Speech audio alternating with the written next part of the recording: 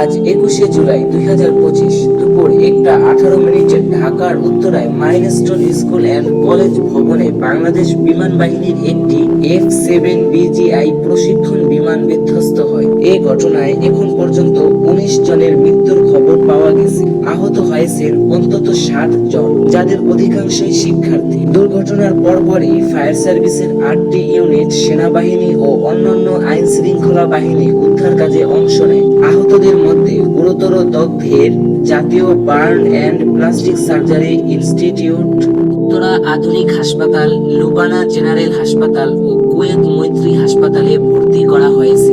প্রাথমিক তদন্তে জানা গেছে বিমানটি উড্ডয়নের 12 মিনিটের মধ্যে বিধ্বস্ত হয়। ঘটনার সময় স্কুলে শিক্ষার্থীরা উপস্থিত ছিল, ফলে হতাহতের সংখ্যা বেশি হয়েছে। এই মর্মান্তিক দুর্ঘটনায় আমরা গভীরভাবে শোক প্রকাশ করছি এবং আহতদের দ্রুত সুস্বাস্থ্য কামনা করছি।